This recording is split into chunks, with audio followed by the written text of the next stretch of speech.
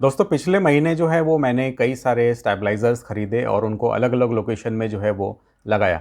कुछ जो है वो मैंने एसी में लगा दिए, कुछ मैंने मेन लाइन में लगा दिए और वो सारे फ़ोटोज़ देख के आप लोगों ने जो है वो भर-भर के कमेंट किया कि ओहो! एसी स्टेबलाइज़र मेन लाइन में भी चल सकता है क्या? Is it safe to do so? और अगर मैं एसी स्टेबलाइज़र को मेन लाइन में लगाना चाहता हूँ तो किन बातों का ध्यान रखें और किस तरह से लगाएँ? दोस्तों आज का वीडियो जो है वो काफ़ी ज़्यादा मज़ेदार है। ध्यान से बिल्कुल स्टार्ट से लेकर एंड तक आप जो वीडियो है वो देखते रहिए, कहीं पे भी स्किप मत कीजिए। सबसे पहले हम बात कर लेते हैं कि भाई ये जो मेन लाइन स्टेबलाइज़र है और हमारे जो एसी मतलब जो एयर कंडीशनर का जो स्टेबलाइज़र होता है, इसमें फ़र्क क्या होता है। तो सबसे पहले दोस्तों ये जो मेन लाइन स्टेबलाइज़र है, जिस तरह से नाम दर्शाता है, ये आपका जो मेन जहाँ से आता है, मतलब आपका जो वहाँ पे जो मीटर होता है और एमसीबी डिस्ट्रीब्यूशन बॉक्स होता है, वहाँ पे ये जो स्टेबलाइज़र है ये लगाया जाता है। और मेन लाइन स्टेबलाइज़र जो है वो पूरे घर का लोड लेने के लिए बना हुआ होता है। तो इतना ज़्यादा लोड लेने के लिए ये जो मेन लाइन स्टेबलाइज़र हैं, इनके अंदर जो ट्रांसफार्मर होते हैं ये थोड़े बड़े होते हैं, थोड़े हेवी होते हैं, ताकि कंटिन्यूस लोड जो है वो चल सके। साथ में यहाँ पे जो कूलिंग है वो भी बेहतर दी जाती है विद द यूज़ ऑफ शायद फैंस होते हैं। अगर बहुत ही बड़े स्टेबलाइज़र की बात करें तो इसमें ऑयल कूल्ड भी होता है, तो ऑयल फिल होता है इनके अंदर, तो ऑयल से होता है या फिर फ़ैन से जो है कूलिंग होता है, ताकि ये जो स्टेबलाइज़र हैं ये सालों साल चलें और फेल ना हो। इसके अलावा इसमें जो मेन लाइन स्टेबलाइज़र है, इसमें कुछ फीचर्स जो हैं वो एडिशनल आपको मिलते हैं। फॉर एग्जांपल कहीं पे वायरिंग में प्रॉब्लम आता है, कोई उपकरण जो है आपका वो ख़राब हो जाता है, कोई शॉर्ट सर्किट हो जाता है, तो एक एमसीबी जो है वो होता है, ताकि जो स्टेबलाइज़र वगैरह है इसमें ज़्यादा दिक्कत ना आए, आग ना लगे। तो एमसीबी जो है वो गिर जाता है और आपके घर को और आपके स्टेबलाइज़र को जो है ये प्रोटेक्ट कर लेता है। साथ में इसमें जो है एक बाईपास स्विच भी होता है, क्योंकि कई बार ऐसा होता है कि ये जो स्टेबलाइज़र हैं ये खुद ही ख़राब हो जाते हैं। तो और जब ये स्टेबलाइज़र ख़राब होते हैं तब आपके पूरे घर की जो बिजली है उसको बंद कर देते हैं। और कई बार ऐसा होता है कि घर पे जो है जनरली सिर्फ लेडीज़ होते हैं और उनको समझ में नहीं आता अरे क्या करें, व्हाट इज़ गोइंग ऑन। तो एक छोटा सा बाईपास स्विच होता है, जैसे ही बाईपास स्विच डाल दिया, ये जो स्टेबलाइज़र है कंप्लीटली बाईपास हो जाता है और जो लोड है ये डायरेक्ट आपके मेंस के साथ में कनेक्ट हो जाता है। अब ये जो 2-4 चीज़ें हैं, इसके लिए जो ये मेन लाइन के स्टेबलाइज़र हैं, ये 2 से 3 गुना ज़्यादा जो है ये कीमत माँग रहे हैं। तो 5 केवीए का अगर आप मेन लाइन स्टेबलाइज़र देखें या फिर 7 केवीए का देखें, तो 10 से 15,000 का आता है। और मुझे ये जो बात है ये थोड़ी-सी हज़म नहीं हुई कि एक 2-3 जो है फ़ीचर्स के लिए मैं यहाँ पे 2 या 3 गुना ज़्यादा यहाँ पे पैसे दे रहा हूँ। तो इसमें कुछ ना कुछ जुगाड़ करने के लिए चांस तो मिलना ही चाहिए। तो आइए बात करते हैं कि क्या हम एसी का जो स्टेबलाइज़र है उसको किसी जुगाड़ से कन्वर्ट करें और उसको जो है वो मेन लाइन के अंदर हम लगाएँ। तो दोस्तों इसका आंसर है जी हाँ, द आंसर इज़ येस। मैंने ये किया है और ऐसे नहीं कि हाँ बस वीडियो बनाना है तो 5 मिनट के लिए 2 वायर लगाए और आपको वीडियो बना के दे दिया। It's not like that. ये जो है मैं लगभग 1 महीने से टेस्टिंग कर रहा हूँ और 1 महीने का जो रिज़ल्ट है वो आपको इस वीडियो के अंदर समराइज़ करके दे रहा हूँ। तो ये जो एसी का स्टेबलाइज़र है ये मेन लाइन में चल सकता है if you follow certain precautions. तो प्रिकॉशंस क्या है उसकी हम बात कर लेते हैं कि किस तरह से मैंने जो है ये पूरी व्यवस्था लगाई है और किस तरह से मैंने टेस्टिंग की है। और टेस्टिंग की अगर हम बात करें दोस्तों, तो मेरे यहाँ पे ये जो लोड है वो भी काफ़ी भरपूर है। तो मेरे पास में 2 पीसी चलते हैं, 2 टीवी हैं, लाइट पंखे तो है ही। इन्वर्टर फ्रिज मैंने नया लिया है हाइसेंस का, तो इनके जो पीसीबी है ये बहुत महंगे आते हैं, तो उसको भी मैंने स्टेबलाइज़र के थ्रू लिया है ताकि वो भी प्रोटेक्टेड रहे। मेरा इन्वर्टर भी उसी के ऊपर है तो वो भी प्रोटेक्टेड रहता है। तो इसके लिए जो प्रिकॉशंस है उसकी हम बात कर लेते हैं कि प्रिकॉशंस क्या लेना चाहिए। तो सबसे पहले दोस्तों आपको आपका यहाँ पे जो लोड है वो आपको मालूम होना चाहिए, लोड की आपको नॉलेज होनी चाहिए कि भाई ये जो कंप्यूटर है ये कितने वॉट का है, टीवी कितने वॉट का है, एलईडी बल्ब आप कितने चलाओगे, फैंस कितने चलाओगे। और अगर आपको नहीं पता तो आपकी जो मुश्किल है उसको आसान करने के लिए यहाँ पे एक प्लेलिस्ट मिल जाएगा। ये पावर कंजम्पशन का प्लेलिस्ट है। कई सारी चीज़ों के पावर कंजम्पशन जो है वो मैंने निकाल के रखे हैं, उससे आप कुछ ना कुछ अंदाज़ जो है वो ले सकते हैं। तो सबसे पहले आप जो है आपका लोड पता कर लीजिए और उस लोड के साथ में उसकी वायरिंग कहाँ से जाती है वो पता कर लीजिए। क्योंकि फिर बाद में पता चला यार किसी ने है ना गीज़र ऑन कर दिया और वो गीज़र भी उसी स्टेबलाइज़र के ऊपर था, तो जल गया ना स्टेबलाइज़र आपका। साथ में यहाँ पे भाई एसी भी उसी के थ्रू चल रहा है, मतलब आपका जो स्टेबलाइज़र है वो आपके पूरे घर का लोड तो चला रहा है, साथ में किसी ने एसी ऑन कर दिया, वो एसी भी उसी सर्किट के ऊपर है। तो ऑफकोर्स आपका ये जो बेचारा स्टेबलाइज़र है जो एक चीज़ का लोड लेने के लिए बना हुआ है, वो क्या करेगा? ऑफ कोर्स आपका स्टेबलाइज़र डैमेज हो जाएगा। तो सबसे पहले आप जो है आपके लोड पता कर लीजिए, और लोड जो है वो कौन से सर्किट से चलते हैं, मतलब कौन कौन से वायर और एमसीबी से चलते हैं, इसको आप पता कीजिए। छोटे छोटे लेबल्स जो हैं वो लगा लीजिए। और जो भी आपका लाइट लोड है, लाइट लोड का मतलब होता है 6 एम्पियर, तो 6 एम्पियर की जो लाइन है जनरली सभी घरों में अलग होती है। आप उसमें पता लगाइए कि आपके रूम में, हाँ, ये जो मोबाइल चार्जिंग के प्लग हैं ये यहाँ से चलते हैं, कंप्यूटर इधर से चलता है, आपका टीवी इधर से चलता है। तो हम यहाँ पे क्या करेंगे कि जो भी लाइट लोड है उसको हम अलग कर देंगे, और जो हैवी लोड है जैसे गीज़र हो गए, किचन के अंदर अप्लायंसेस होते हैं, माइक्रोवेव होता है, ओवन होता है, इन सब चीज़ों को हम जो है वो स्टेबलाइज़र का कनेक्शन नहीं देंगे, इनको हम डायरेक्ट ही रखेंगे, क्योंकि इन सब के लिए चाहिए तो फिर हमें 20 केवी का स्टेबलाइज़र लेना पड़ेगा।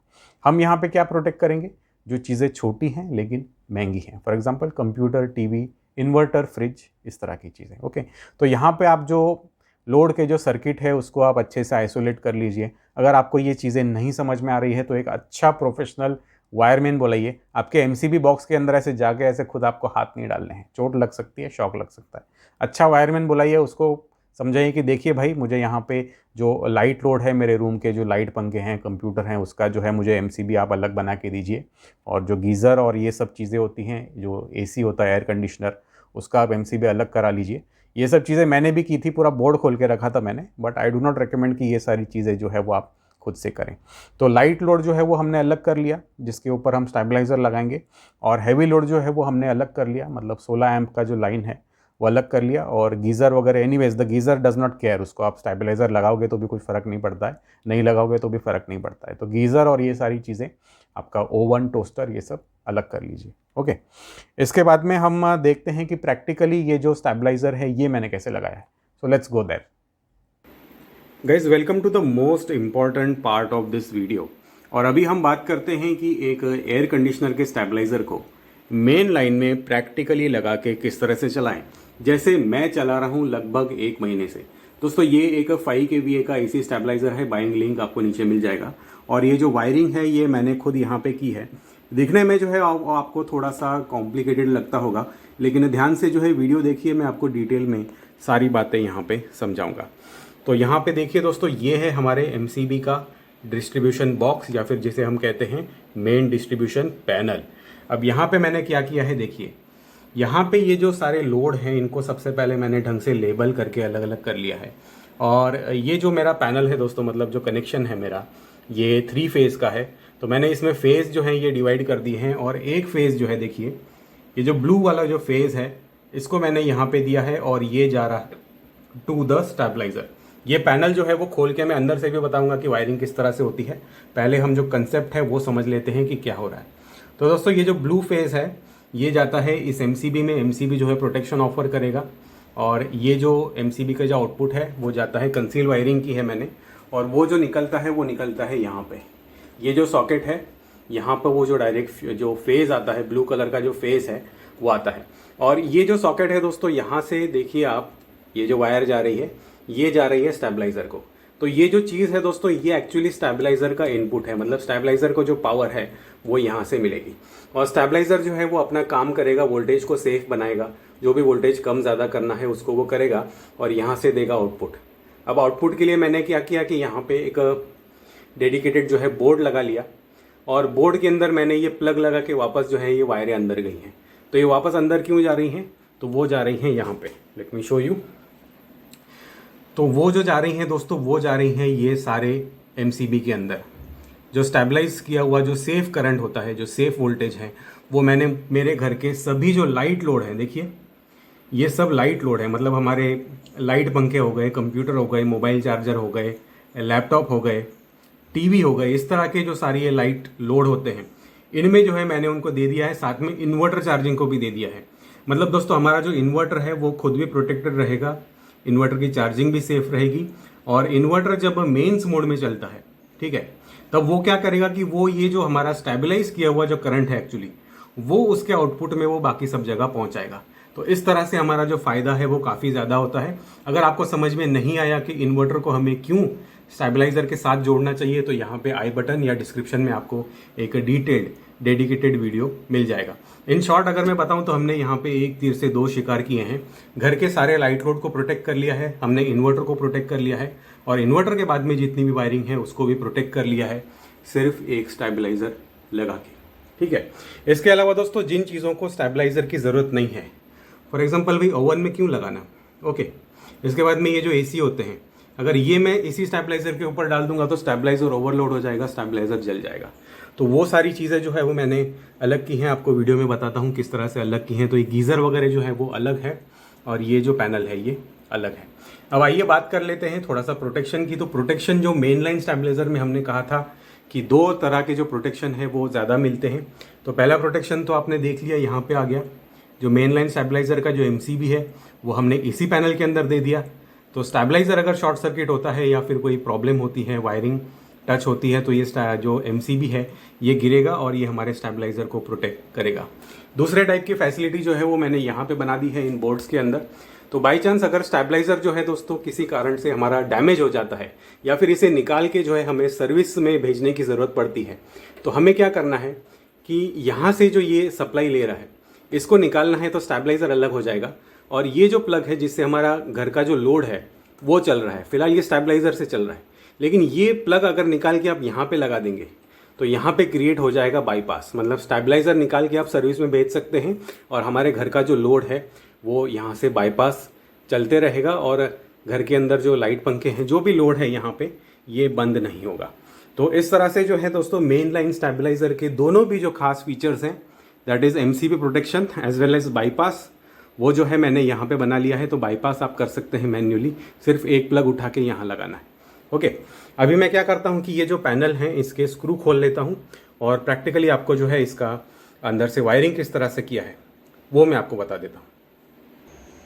दोस्तों आइए मैं आपको बताता हूँ कि ये जो MCB डिस्ट्रीब्यूशन पैनल है इसके अंदर यहाँ पे क्या मैजिक हो रहा है।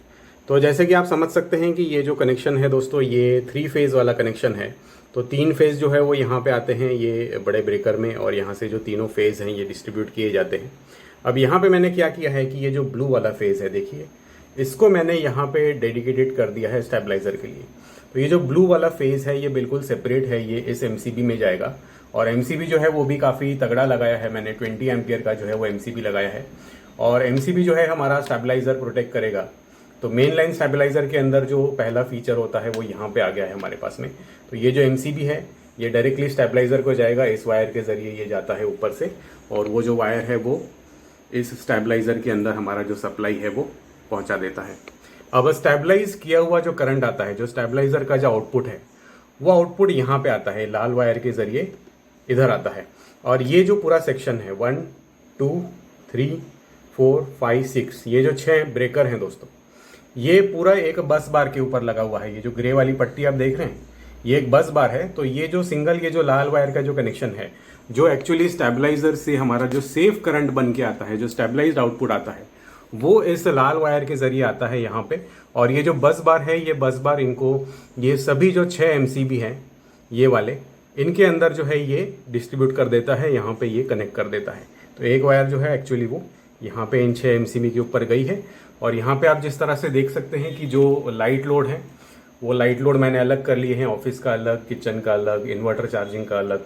तो इस तरह से ये जो कंप्लीट ग्रुप है दोस्तों, इसमें जो भी सप्लाई आएगा वो स्टेबलाइज किया हुआ सप्लाई आएगा। मतलब एक तरह से ये जो भी इंपॉर्टेंट उपकरण है, जो महंगे उपकरण हैं, वो यहाँ पे हैं और वो सारे के सारे हमारे प्रोटेक्टेड हैं due to the use of one stabiliser. और यहाँ पे दोस्तों मैं आपको एक वार्निंग दे दूँ कि आपको जो है ये इस तरह से खोल के और खुद से वायरिंग नहीं करनी है। मुझे ये सब आता है और कई सालों से मैं ये कर रहा हूँ, so I know how to do this. ये कंप्लीट पैनल खोल दिया था, ये सारे ब्रेकर बाहर निकाल दिए थे मैंने। और यहाँ पे मुझे जो भी लोड आइसोलेट करना था वो देखिए इस तरह से मैंने लेबल लगा लगा के जो लोड है इनके वायर मैंने आइसोलेट किए और स्टेबलाइज़र सर्किट के ऊपर जो भी इंपॉर्टेंट लोड था, एक्चुअली ऑलमोस्ट ये पूरा घर है, वो जो है मैंने इसके ऊपर डाल दिया। तो मैं यहाँ पे वार्निंग दे दूँ दोस्तों, ये जो काम है ये खतरनाक हो सकता है। आप लोग इस तरह का काम खुद से करने की ट्राई ना करें। कोई भी अच्छा प्रोफेशनल वायरमैन जो है उसको आप बुलाइए, उसको ये वीडियो जो है वो आप बता सकते हैं कि देखिए भैया इस तरह से जो काम है वो करना है, इस तरह से कनेक्शन अलग अलग करने हैं, और वो जो वायरिंग है वो कर देगा और साथ में जो स्टेबलाइज़र है उसकी फिटिंग भी कर देगा।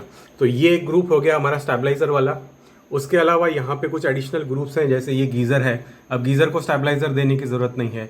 या फिर यहाँ पे कुछ एसी मिलेंगे आपको, देखिए गेस्ट रूम एसी, और ये जो है बाकी सब एयर कंडीशनर्स हैं। तो एयर कंडीशनर के लिए मैंने जो है अपनी जगह पे छोटे छोटे स्टेबलाइज़र ऑलरेडी लगा के रखे थे, तो उनको मैंने बाहर रखा है और एक सेपरेट ये जो लाल वाला फेज़ है वो इनको दिया है।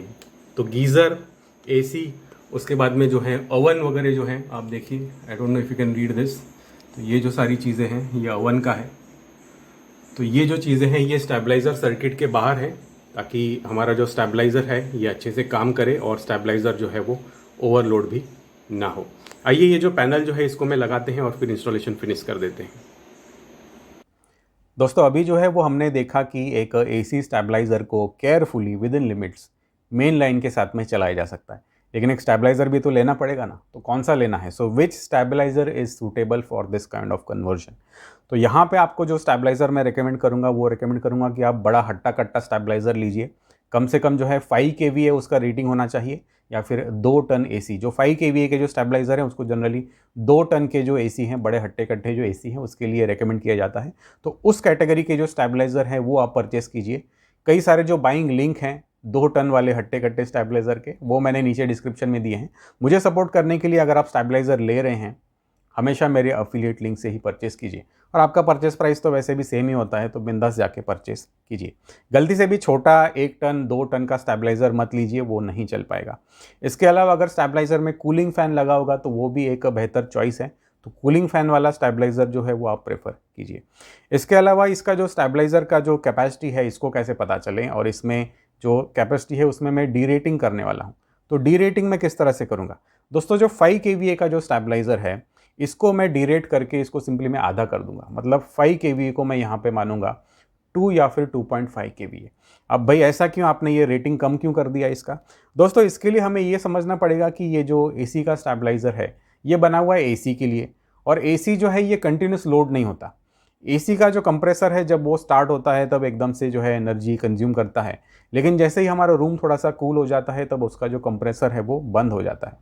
या फिर अगर आपके पास में इन्वर्टर टेक्नोलॉजी वाला एसी है तब वो क्या करता है, स्टार्टिंग में तो वो बिजली लेता है ज़्यादा, लेकिन बाद में जैसे ही रूम थोड़ा सा चिल हो जाता है तो कंप्रेसर को स्लो कर देते हैं, उसका वॉटेज कम हो जाता है।